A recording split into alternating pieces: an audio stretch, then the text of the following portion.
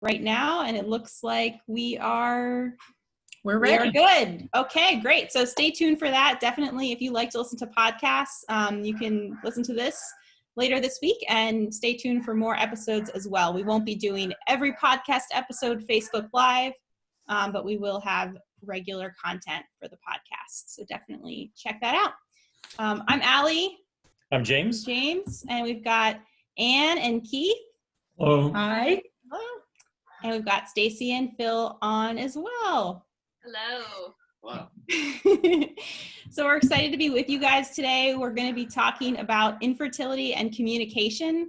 This was one of the top discussion points that people brought up from the Mother's Day retreat that we had last May. Thank you if you joined us for that, and if you gave us feedback on what you wanted to hear more about. And so this was one of the topics that really came through as something that people just wanted to delve into a little deeper. Communicating with your spouse. A lot of us talked about how men and women really approach this infertility struggle differently. So we're going to touch on that. And we're also going to talk about communicating with other people in our lives, with our friends and family and pastors and other people that we come into contact with. So we're going to get into it with a few questions, but Anne, I'll turn it over to you if you have anything you want to add to that. No, we're just really glad to have you all there. You know, the last Facebook Live, which was the first Facebook Live that we did, we really had a good turnout and a lot of good comments and questions. So, you know, we do encourage that. And even if you're not joining us live and you're watching this later or you're listening on the podcast, you know, please get in touch with us. Let us know about other topics that you'd like to hear about. We do have another Facebook Live coming in July, and I know Allie will talk about that a little bit later. But if you have questions or comments, or, you know, we're talking about communication tonight, if you have tips and tricks and things that work, things that you have found with your spouse work really well with your communication, or in your other relationships. I mean, we could spend a really long time talking about communication in general. And I think we'll touch on not only communication with our spouses, but also with other people in our lives, our family and friends, and I think also with God. I think prayer is definitely an aspect of communication that's really important for us, dealing with infertility, but, you know, just also dealing, you know, in all of our relationships as well. Yep. So we have people, looks like are joining us. So thank you so much for all y'all that are on there. And please, like Anne said, we want to have this be a discussion. So if you have comments, questions, things you want to add, please go ahead and type them there. We have it pulled up so we'll be able to see them live and talk about them. And also wanted to just quickly point out that if you weren't able to join us for the retreat, it is still available on our website. That's right, Anne? Yes, it is. There's a register button. If you click that, it'll take you to a little registration page. I mean, we just need your name and your email, and we'd like to know how you heard about the retreat as well. And then we'll send you the code to get in, and, you know, it's all free. The videos are there. You can watch them, you know, at your leisure.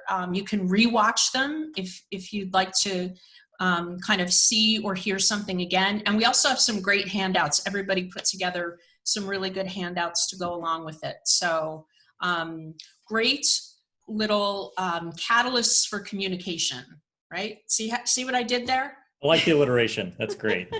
Yeah, and you can even send, you know, let other people know if there's someone in your life who really wants to know how to better communicate with people who are struggling with this, whether it's your pastor or a parent or a friend, or just, you know, please share the retreat with them, share our ministry with them as well. It's not limited just to people who are actually suffering with infertility themselves. So yeah, I think we'll go ahead and open it up with one of the questions that we received from kind of the follow-up conversation that we'd had on Facebook after the retreat. We asked for content questions that y'all were interested in diving in deeper. And one of the questions around infertility that came up was, okay, so we're both already really stressed and overwhelmed. I think we can all relate to this, especially right now with everything going on in the world. I know y'all were talking right before this about how we're finally like coming out of this current coronavirus situation slowly but surely in a lot of places. But the point is, a lot of us are stressed and overwhelmed with any number of things going on in our lives.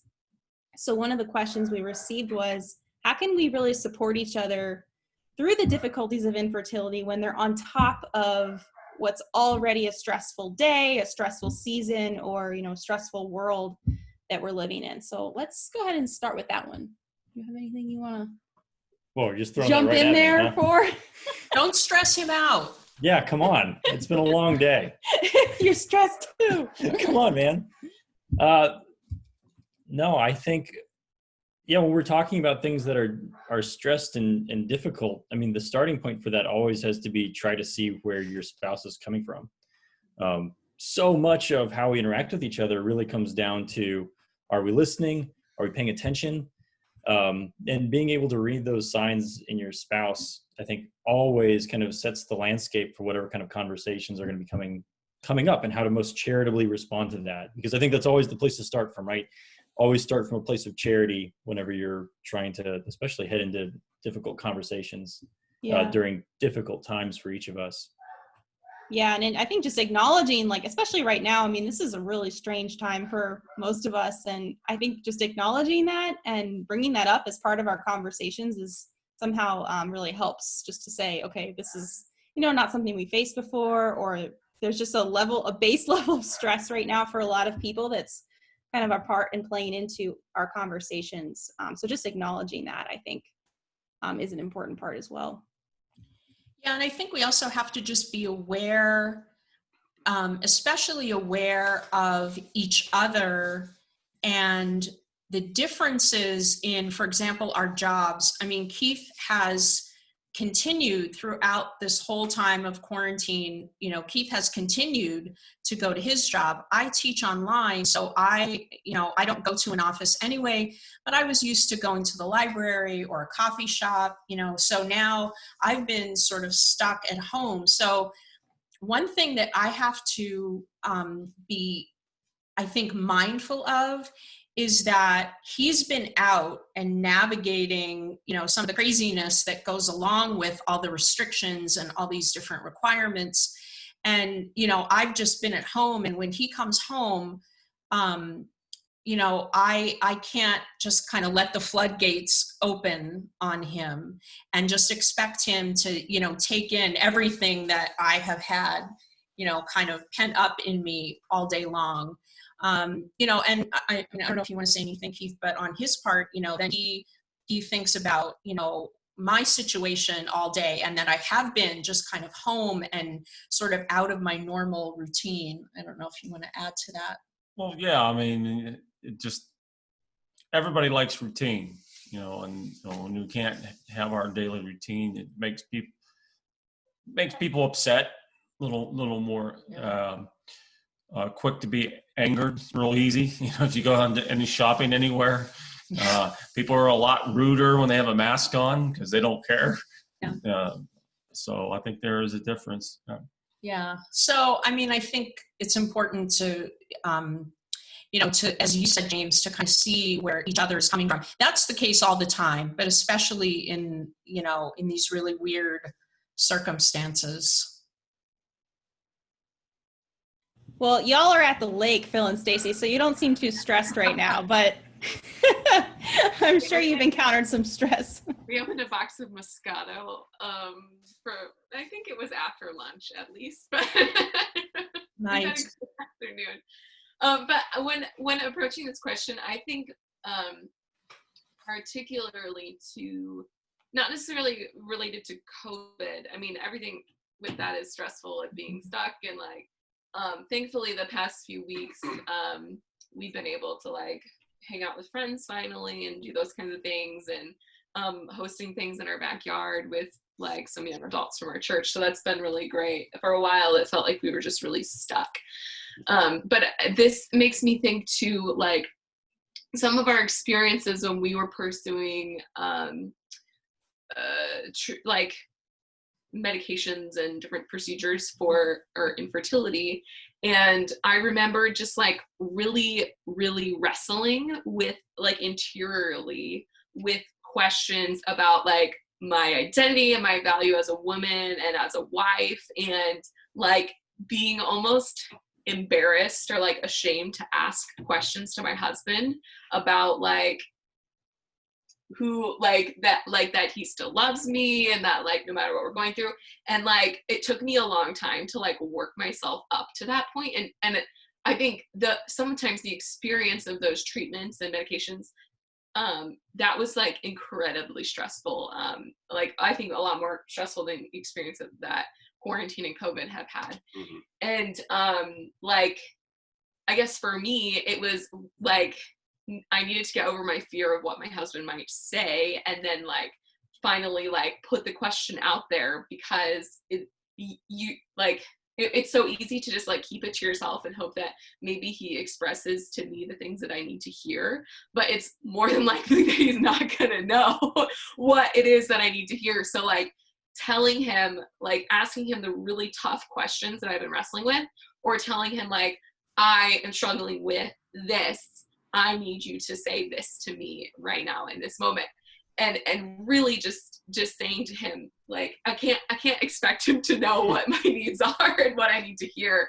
But kind of getting over like my own embarrassment of having to ask difficult questions of like, do you still love me? Like, even if I can't have a child, like that, I think that was really difficult for me. But once I got there, then I felt really comfortable like asking those questions, and he was constantly like reassuring me, and like, yeah.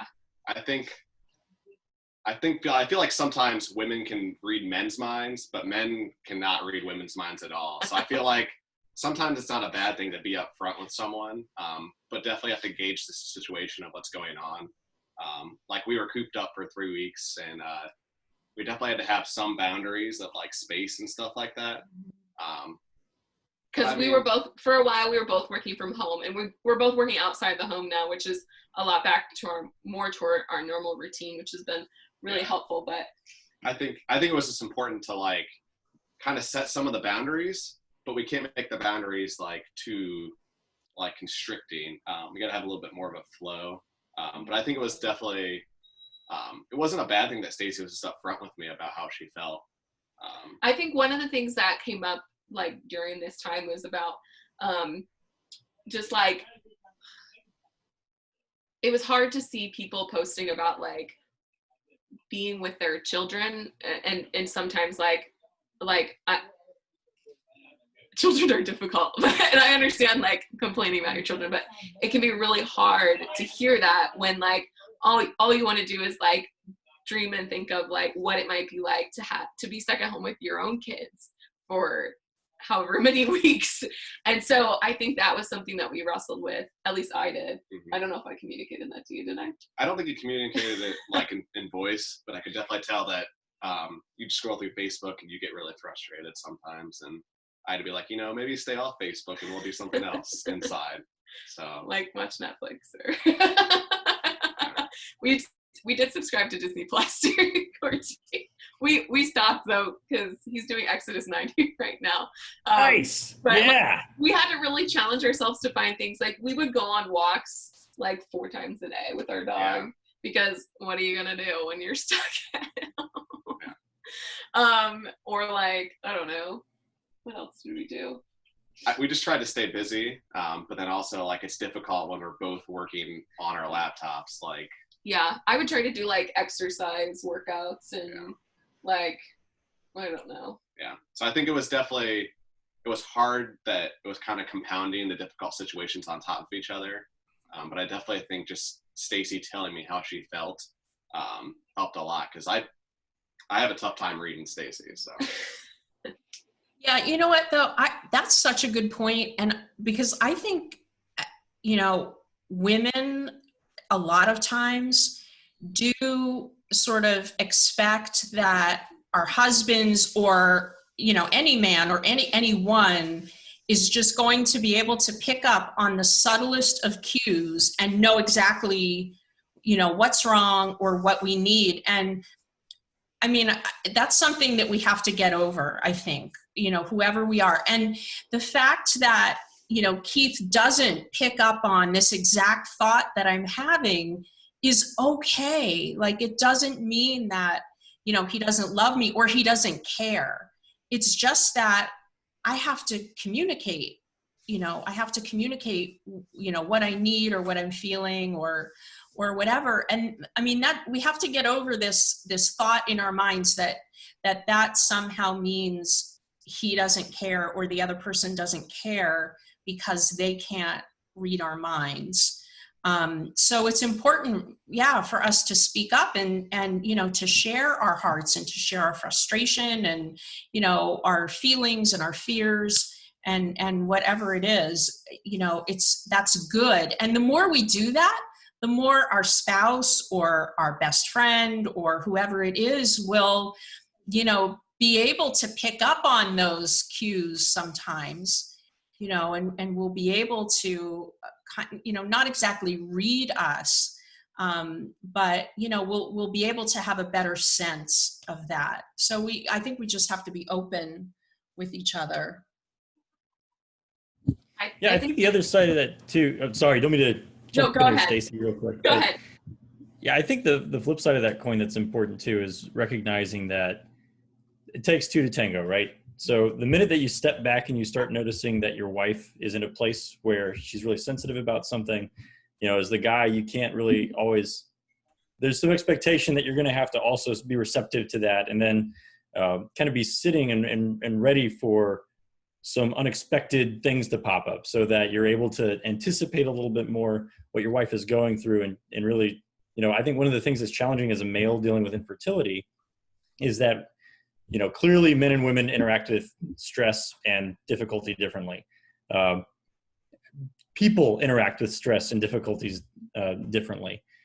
But as you get to know each other better and as you start kind of learning how each other work through things, the fight really kind of becomes at some point to lean into those difficult situations where, oh man, looks like it's just going to be an emotive evening tonight. And it would be easier for me to just kind of go check out maybe for a couple hours in the back room and watch something on YouTube that's mindless or something. But, being able to kind of bravely approach that and weather the storm, walk into it, go and let's have it out like we need to. Like, that's, I think, a lot of what guys can do in those situations, to show that you care, to show that you're loving and supporting, and to not run away from those moments, because they can really be a great time to grow closer too. I think on a related note too, and we just got a question on this. So on the flip side of that, as a woman, I'll speak for myself. I tend to emote more and have more moments like James just described. Oh, so that's weird. That was completely random that I picked out. How do I still support him if I might be feeling particularly drained or stressed in a particular moment, whether it's someone may be going through treatment or just having a hard day after, a pregnancy announcement or something like that. So how do I, you're kind of speaking to getting outside of yourself as a man from the woman's perspective. How do we get outside of ourselves when it does feel like a lot of the time we're the ones who are bearing a lot of I would say, like, just the more day-to-day interactions with this. And that's something I'm growing and learning. And I think often it's the more subtle ways that it does affect you, just acknowledging those and giving you that space to speak. Oftentimes I just need to stop talking and like listen and just give you that moment to express like what you're actually feeling. And just not to convince myself that you don't feel anything. I think there's a temptation sometimes to think, oh, you're not feeling anything, and so just stop there. But it's really just giving that space and letting you know sometimes that I do realize that you feel things about this too. So I don't know if Stacy or Ann, you have anything to add to that. I want to say something though about, well, you kind of pointed to like the differences when like we express grief and emotion and things like that. And I had this thought the other day, like, I think this experience has helped me, especially to appreciate the fact that my husband doesn't grieve the same way that I do. But I had this like moment where I was like, what if both of us were like me? Like, that would be the worst scenario, because it would just be like, it'd be a wreck all the time, you know? I mean, like, I'm not trying to say like, it's not like that all the time, but like, but to how much I've grown to appreciate like his strength through moments when I need it. And, but also like for him to be able to learn how to express his grief more deeply it's been a growing experience for both of us. Just to be able to lean on each other and learn from each other's examples and like how to process and express grief. And Allie, what you said about acknowledging what you're experiencing, it's so important through the grieving process to say like, okay, like this pregnancy announcement or this shower or whatever, or this disappointing appointment or whatever, like this happened and it's like causing something in me. Like maybe it's like I need to take a half personal day off work to like process it instead of trying to like shove it down and ignore it. I think it's so important to sort of just like think through what you're feeling and ultimately like make that choice to like give it over to God. But you have to wrestle with it first before you can give it, right? It's otherwise you don't know what you're giving. I just want to say really quickly, Stacy, that is a great point. It just reveals how, I mean, we don't want adversity. We don't want suffering. God doesn't say you must go find suffering, you know, so, but what you have said just reveals the beauty of the complementarity between men and women, and also how suffering and adversity, you know, as much as it's, you know, we don't want it, we don't ask for it, and it's difficult, but how much it can bring out that complementarity and how much it can teach us about each other and about ourselves and how we can grow through it. And it doesn't mean we have to like it. It doesn't mean we have to say, boy, am I ever glad that we are infertile. Isn't that terrific, you know? But you know, this kind of gives us that little peek in, you know, to sort of into God's heart to say, look, you have this adversity, but here's something beautiful. Here's a gift that can come to you through it, and, you know, can even come to your marriage through it. So that's a terrific point. Thank you for making that. Do you want to read? This was a question that we got the last time. I wanted to make sure we give time to talking about relationships outside of marriage, but I wanted to first touch on something that came up frequently during our Facebook Live the last time. And since we have the three men on the line here today, I thought we could revisit it. So do you want to read that one? Yeah, I can read it. Sure. So this question was, my husband has a hard time sharing his feelings with me because he says it's his job to lead and protect us. So how can I help him to open up so I don't feel so alone? Yeah. That's a pretty good question right there. Anybody want to run point with this one since I read it? Well, obviously not the women, because we want to hear your answers. So, well, like I said last time, it goes back to what example did I have? How my father would deal with stress and anxiety and grief, and he wouldn't show it. And I sometimes think back now, I said, you know, how did he communicate that to my mother all these years growing up, raising such a big family and going through a lot? And but you know, it's true. I mean, our examples usually come from our parents because that's what we witnessed growing up. So you know, that's how we learn to deal with things, the way our parents do. And good or bad, not that it's always good or bad, but you know, maybe we should understand more and try to. Each generation is different, and I certainly know that my parents' generation is a lot different than today's generation. But we have to understand that him not reacting verbally or more demonstratively, doesn't mean that he didn't care about these things.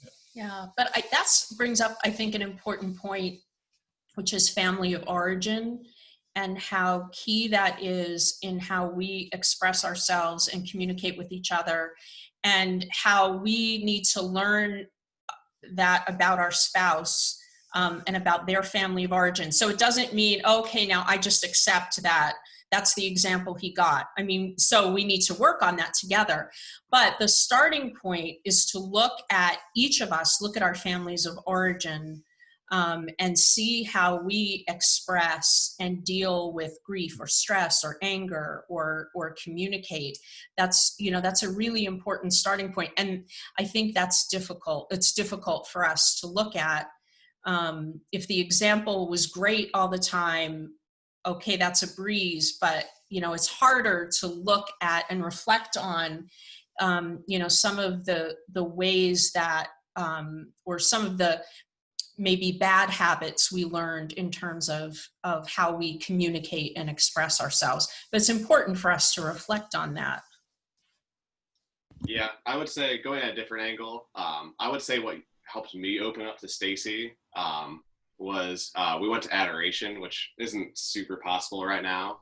But Stacy wrote an article about it, we were at a retreat and we're in adoration. And like, I read a Bible passage and it kind of just struck my heart.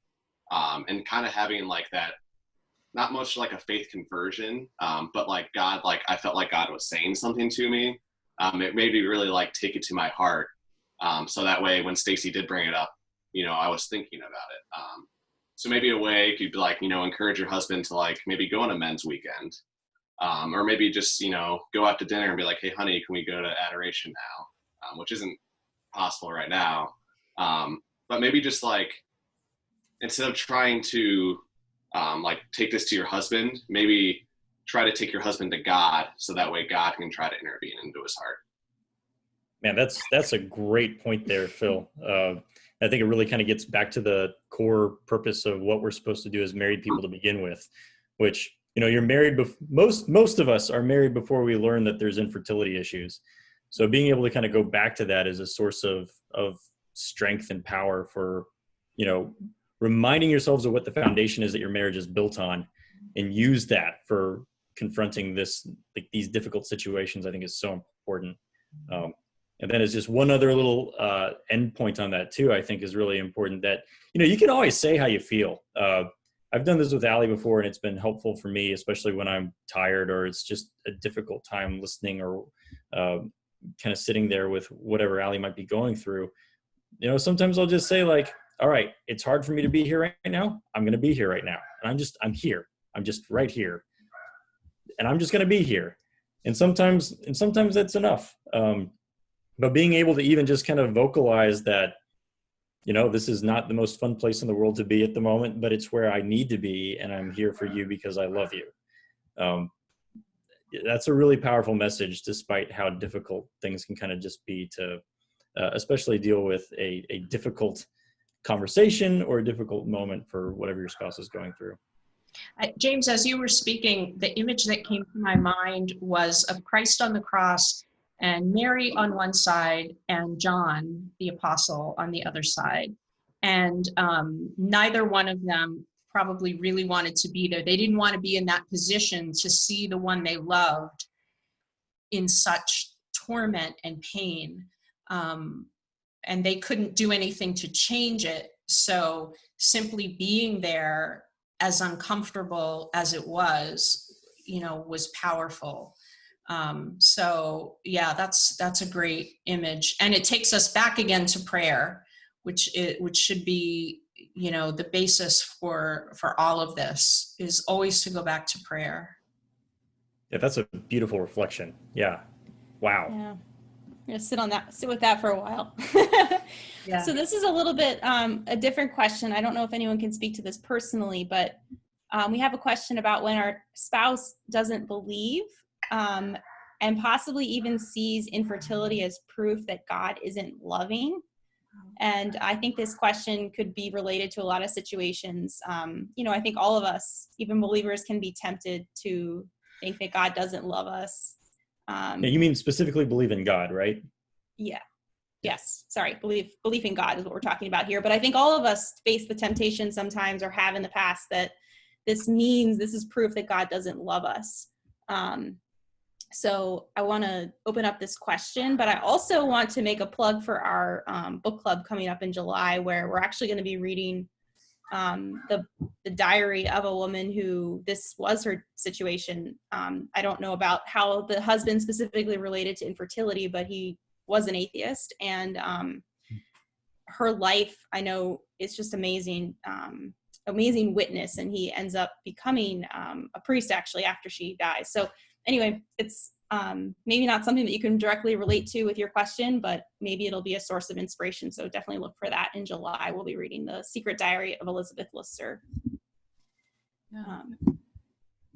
So I'll open it up. When our spouse is, just has a different view than us. Go ahead. I don't know if this relates specifically, only because the only experience, I mean, we both are practicing Catholics, we believe in God, but I remember having this conversation with Phil when I was really upset one day, and I had never seen him be upset, and I said to him, like, don't you, like, aren't you gonna cry? Aren't you sad about this? Like, what we're going through? Like, what's going on? Like, I don't understand. Why am I the only one who's like this? And he said, you know, like, he shared with me, like, that he's spoken with some of his friends about, like, processing the grief.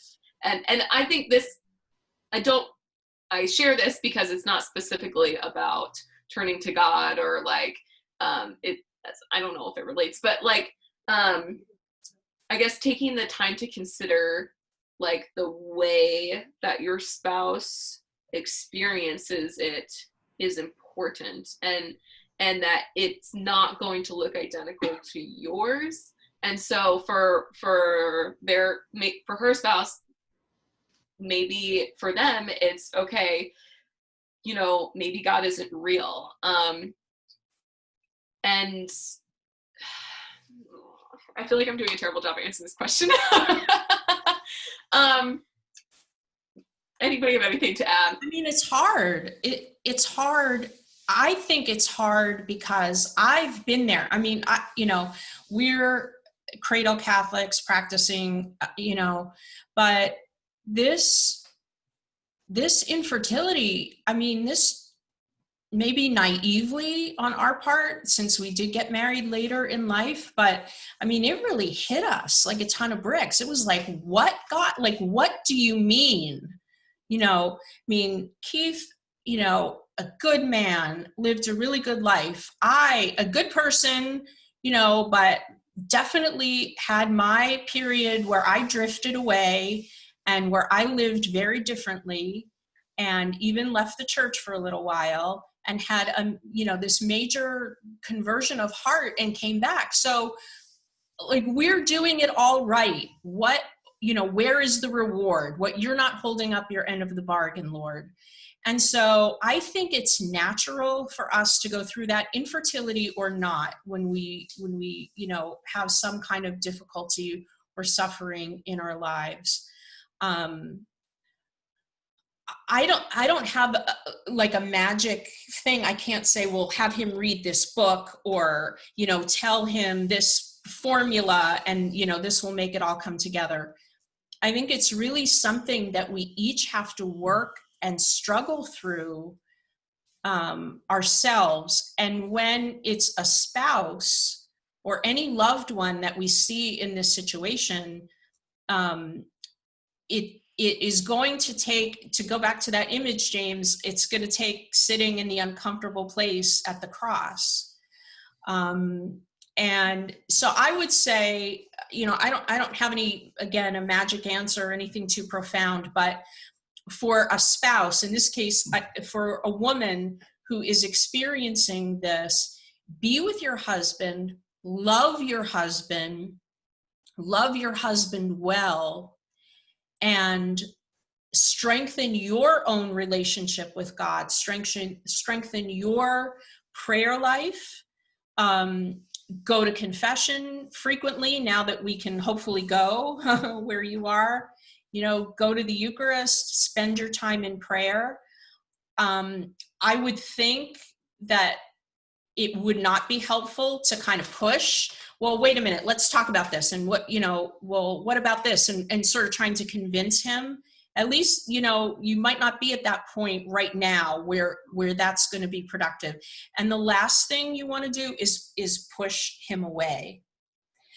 So give him that space, but you continue, the prayer, but love him, like really love him, and show him that despite this adversity and despite his, hostility toward God, when he knows how much you love God, that you still love him. And I think that will go a long way toward at least, maybe having a little softening of heart. Maybe, the Lord only needs like a tiny little sliver in order to kind of slip in there and change our hearts.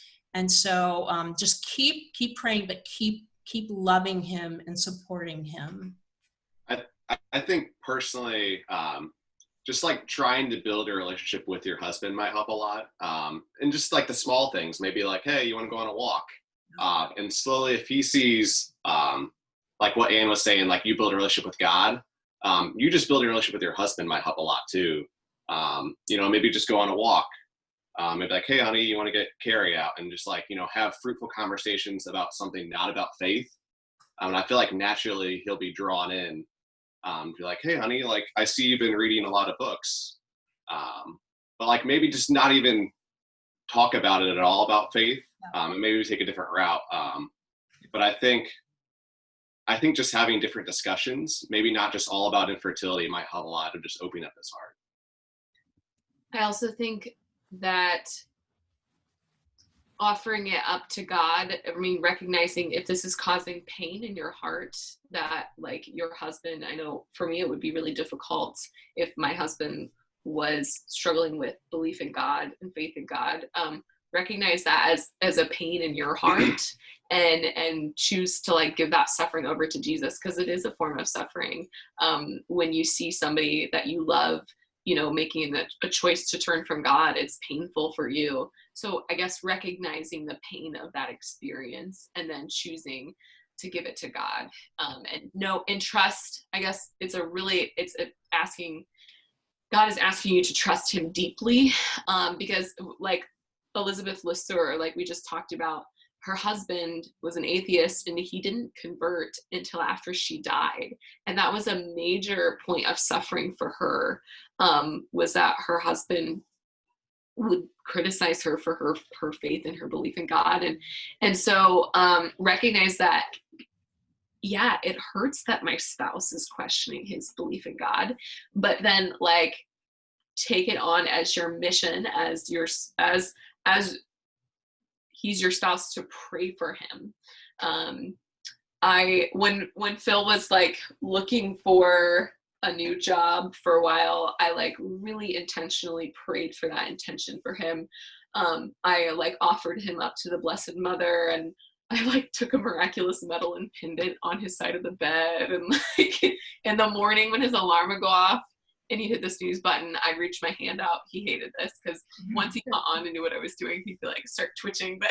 But I'd reach out and I would like, because his alarm would wake me up, and in between snoozes I'd pray over him in the morning, like just like asking God to fill him with grace. And I think that's been a really like a strong source of like recognizing God's grace in our lives.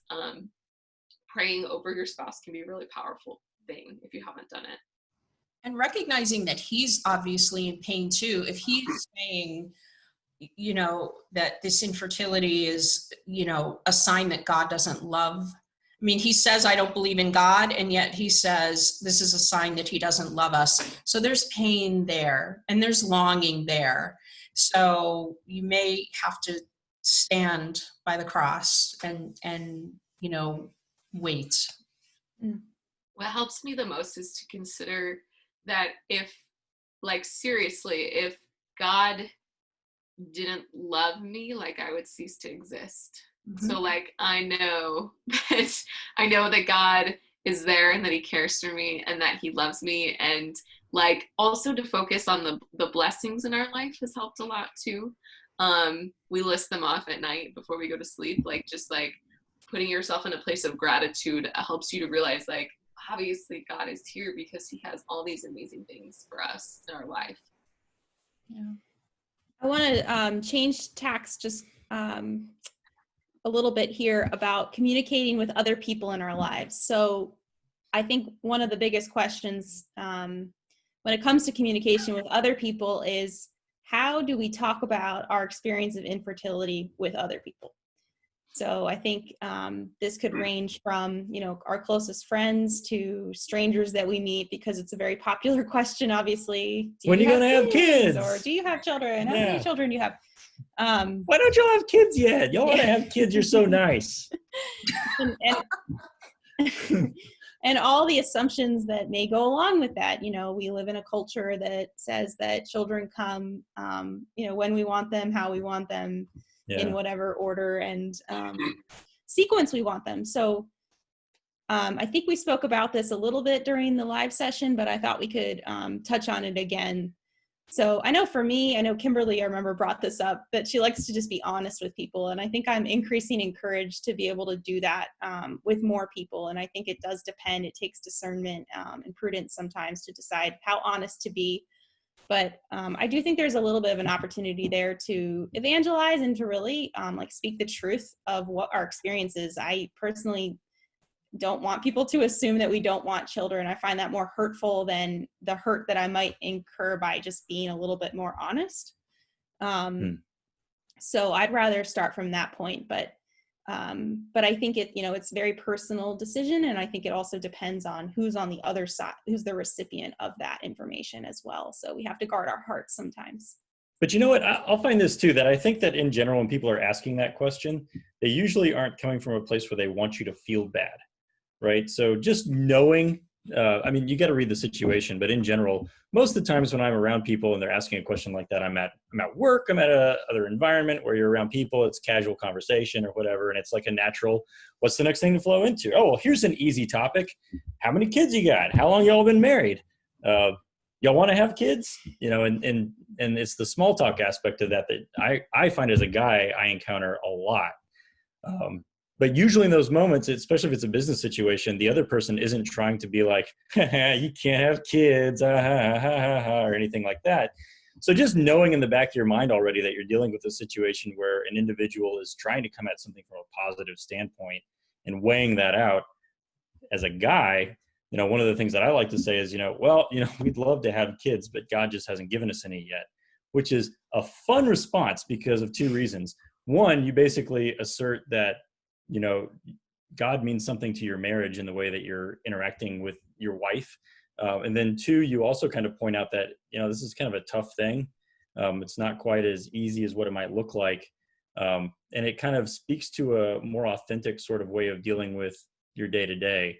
That kind of reveals more about your own character, reveals more about how you're relating to your wife. And I often find that kind of leads to another opportunity to kind of sometimes even take conversations in a really meaningful direction, which, not saying that you ever do this for business development or anything, but there is the added perk of being able to relate to somebody else on a deeper level, especially within a business environment, that I think is also helpful. Right. That's a great point, James. I think because this is such a personal and sensitive issue, we can really take things to heart. I mean, there's no doubt that there are people in the world who are just not self-aware and are maybe even not all that nice. And they say things, you know, and they don't care if they're hurtful or whatever. But by and large, most people are really coming from a place of goodwill. And I remember that I was once at a conference, it was a Catholic conference, huge conference in Florida. And I went to a table and there was an exhibit with lots of different products, brochures and different things on ministries. And I asked the girl who was there if there was anything about infertility. And, you know, she kind of pointed to a couple of things, and we started to talk about it. And I found out that she went to the John Paul II Institute. So we had the same formation. And, but as we talked about infertility, she said, oh my goodness, you know, I'm not married yet, but I don't know what I would do if I found out I couldn't have children. I mean, I think I'd rather have cancer than to find out that I couldn't have children. I know. And I, you know, I thought for a second, wow, this, you know, this person and I have the same formation, and yet, you know, she has such a different understanding. Although, you know, I thought back to myself, and, you know, back when I was still in school, way before I was married, and I ever, you know, I never would have thought about infertility or the possibility that I couldn't have children. And so I may have thought the same thing. I may have reacted the same thing and the same way. And so, you know, I explained a little bit about my situation. Of course, she was mortified, and I could see that she did not, she was well-meaning. She was not meaning to be hurtful, but it opened up a conversation that I almost wish that someone had had for me back when I was a grad student and, you know, excited and, you know, ready to get out and evangelize the world. And I've said this before, if we had not dealt with infertility, you know, I probably wouldn't have cared about it too much. I wouldn't have been, you know, I might have been sympathetic, but I wouldn't have understood the issue the way that I do now. And I probably wouldn't have been as charitable as, you know, as I might be now. So it was a really good opportunity for me to kind of talk with her about that and enlighten her a little bit. So, you know what, next time when she has a sister or a best friend who is dealing with infertility, she'll have a sensitivity that she didn't before. So, you know, I think that's the other side of the coin, is that we can really take these as opportunities to be charitable, to be loving, and also to educate and make people aware so that they can become, you know, kind of more sensitive and charitable themselves. Yeah, and my goodness, this is absolutely one of those topics that is so poorly catechized. It's so poorly taught. I mean, I remember even just thinking about going back to our marriage prep. I want to say that within the Diocese of Dallas, where we are, there was, you know, I don't know, a 30 minutes portion there that was kind of like, all right, now we're going to talk about kids. How many kids do you think you'd like to have? And you sit down there and you compare the numbers that you think you're going to have. And then you get like the one follow-up question, like, what would you do if you don't have kids? It's like, well, I don't know, adopt, sure, why not? Or something like that, right? It's just like these glib little moments where it's not like people, when they're even entering into marriage, they have somebody come up that are like, hey, by the way, as a possibility here, you might not be able to have children. And together, you two should probably have some discussions about what that could look like, or what that means, or if that changes, what it will look like entering into the marriage that you're going to enter into. And yeah, all these, back on it, the question itself is kind of like, when you think about it now, like, how many kids do you want to have? I mean, a better question is about having children, and have you thought about that? Have you talked about children? But I mean, again, as if we have control, even if we can have children, as if we can have control about, you know, absolutely how many there will be. Yeah, that's a great point for marriage prep. Yeah, and I think we've actually found like this beautiful connection with people kind of on the other end of the spectrum who like have, you know, like extreme fertility, I guess you could call it. But they also face these, like, I know my sister is kind of more on that side, and she faces very difficult questions from people who say things like, well, when are you going to stop having kids? You have so many. And so it's actually been kind of beautiful to realize that there's this unity with living in this radical way where you are accepting what God gives you, recognizing that you don't have control, and just allowing him to guide your life. And, you know, that comes in all different forms, and infertility is one of them. But I know for me personally that's been, it's just been a really eye-opening and beautiful aspect of living with this cross, with family and friends that, you know, they may have a different cross, but there's similarities. So I want to make sure that we talk a little bit too about we mentioned pastors, and I think, Anne, you wrote some really helpful resources for pastors around Mother's Day and how they can support us. But I just wanted to open up with a question for how we can communicate our needs as, couples dealing with this in our parishes. And there's a wide variety of, pastors out there who support us in different ways, and some that may not be very aware of this struggle. So I want to just open it up to communication with clergy and pastors in our lives. Yeah, I mean, James, you mentioned marriage prep, and this, this issue of infertility really not being addressed there. I mean, I think it's really not addressed so much in seminary. I mean, it is probably more from a bioethical standpoint, right? And, different, or contraception, or, different techniques that the church says are illicit or not. But not, I think, really from a strongly pastoral standpoint. And I know for me, my brother is a priest, Father Frank, and he gave the opening prayer for our virtual retreat. And, I was kind of talking with him about what we want to accomplish with the retreat and that sort of thing. And of course, we had the retreat over Mother's Day weekend, and that we weren't back at church yet. So we were live streaming, and Keith and I were watching Father Frank's liturgy from Florida. And, he mentioned that it was Mother's Day, and he made a point of mentioning those people who are godmothers and who are aunts and mentors, and right, and just acknowledging that their spiritual motherhood. And afterward I said to him, wow, I was really glad to hear that you did that. And he said, well, I learned that from you. Just even from the experience of, my talking with him and participating a little bit in the retreat the way that he did.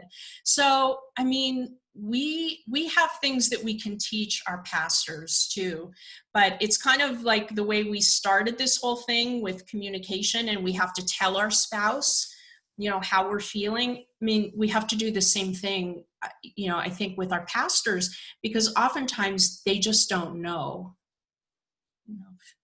It's so important, I think, to it takes a lot of courage. So if you're not at that point yet, like, just pray to God that he gives you the courage to speak up. But I pretty early on, like, had conversations with my pastor. I work for my parish, so like it's a little bit different too, because I have normal conversations with him. But this, after, like, it's taken years to get to this point, but my pastor and he asked us to help with our local Catholic radio share-a-thon hour for our parish, where our parish was supposed to fundraise money. And halfway through the segment, they take a little break, and I was talking with the host about things that have been going on. I mentioned Springs in the Desert, and my pastor was like, why don't you talk about that in the second half of the episode? And I was like, oh, okay. And I was just totally shocked, because like I've mentioned things to him before, and like, but it's never really been like a long conversation. Like, it's casual, like maybe I'll send him an email and he'll be like, this is nice, but that's it. Like, that's kind of where it ends sometimes. But like, so don't expect your pastor to understand right away. And for things like just with your spouse, I mean, like, don't expect, or for whatever person you're communicating with, don't expect them to understand right away. But eventually it might click. This reminds me of, on my birthday party at my parents' house, my nephew, who is 2 or 3. He's 3. He's 3. And he said to me, did all your children die? And I was like, oh, what? And I pulled him aside afterwards, and I said to him, like, not all parents can have children. And his response to me was, I need a napkin for my popsicle. But I know that, like, that's where the conversation might start. But I know, like it takes time for people to understand. So like, don't feel frustrated if their first response is like, can I have a napkin? Because like, it's uncomfortable for both sides. Like, if you're uncomfortable, they're also uncomfortable. So just trust that over time you're planting those seeds, and eventually like you might be able to have these open conversations to talk more about it. I know Phil's brother's a priest also, and his sister struggled with infertility for a few years before they got pregnant, and she's had many conversations with her brother about the experience, and it's made it more possible for us to talk openly with him about the experience. So it takes time, so just be patient, but it's so important to have those conversations. Yeah, charity and humility. It's like those are the two things. You take those into any conversation and it just opens doors. That's right. So it's already been an hour. I can't believe it, but I wanted to, before we kind of just have some final words, I wanted to just plug our next Facebook Live event. So in addition to the podcast, we'll also be having another Facebook Live event, which will be on the podcast as well. That'll be on July 13th. And at the same time, and we're going to be talking about discerning treatment. So not only when to stop treatment, but the many decisions that go along with treatment, when to continue it, taking a break, those aspects of infertility. So please join us for that. Submit questions just like we have right now. And yeah, we'll be happy to have you there. And what else do we need to say, Anne? I'm blanking. Yeah. Actually, James, because we did have a couple of questions about kind of a man's point of view, I wonder if you would just mention something about Father's Day. As we're recording this, Father's Day is coming up. So kind of some of the things that we're thinking about and doing ahead of Father's Day. Yeah, absolutely. So one of the things that we've gotten from a lot of feedback is the understanding, or I guess the acknowledgement of, there's not a lot of resources out about infertility specifically geared towards men. So one of the things that we're reacting out of are these questions, but we're generating content, and all of this is kind of going under the subheading of a man's take. So we're going to start posting, me and some other people in our organization. Phil's writing a reflection for us over Father's Day week here coming up. Your brother, Father Frank, is contributing some information. Kimberly's husband is giving us some information or some reflections. So we're posting content that's going to help people to just kind of see a little bit more about, especially how guys relate to infertility, and really looking to the example of perhaps one of the greatest infertile saints who's ever lived, Saint Joseph. So as we kind of go into Father's Day week, we're going to be posting a number of reflections specifically about Saint Joseph, his life, and really how his acceptance of infertility led to really, the salvation of mankind. So we're going to be doing that. We're also going to be doing some podcasts intermittently as we go along here, specifically under the title, A Man's Take. We're going to get some male perspective out there and really try to provide resources to help men see, what can we do? Here we are in this situation where we weren't expecting it. We weren't thinking we were going to be here, but here we are. So how do you be a man in this situation? We don't have all the answers, but we're going to try to come up with a few. So if you're interested in that, keep your eyes peeled. We're going to be letting you all know when more of this content's rolling out. It's coming down the pipeline, though. It's in the works. So check it out when that comes about. Yes, so definitely follow us on Facebook, follow us on Instagram, and please, if you're not already part of our private discussion group by the same name, Springs in the Desert, join us there. We can continue to discuss communication and many other topics. We have weekly discussion posts, photo shares, prayer intentions, a lot of good stuff on there, and we're really trying to create a community of people who are going through this, and also people who want to support us. So find us on there. Any last words, Anne, or Stacy, or Phil, or Keith? Thank you, Allie, for being a great host person. Hostess. The hostess with the mostest, right? Yeah. No, I want to thank everybody for, I want to thank the team for, getting together for this hour. It really kind of flew by. And just to thank everybody who watched us live or is going to watch or listen later on. And, like Ali said, please follow us on our social media, email us at info@springsinthedesert.org. If you have questions or comments, if there's a topic you would like us to discuss, if you need prayer, if you just need to ask for prayer, please let us know. The team, we all pray. We all have our own kind of prayer routine and rule. But we keep Springs in the Desert and everyone who follows and reads us in our prayers. So please don't hesitate to ask us, because we want to be here for you in that way. We want to support you as a community and as the body of Christ. We want to lift you up in prayer. So please, walk with us and stay with us and keep in touch with us. You want to say anything? No, that's pretty good. That's pretty. He communicates that I did a good job. That's so right. Good what communication more could I want, right? Yeah. Very nice. All right, y'all. And one last thing, there's been some really great resources shared on the chat. We haven't been able to name them all and call them out, but definitely check out the chat if you're watching this later. There's some really awesome videos and resources that y'all have been sharing. So thank you for that. And we will see you on the podcast, and then we'll see you again here in July. All right, great. Thank you all. God bless everybody. Thanks, Bye. everyone. Bye-bye. Bye.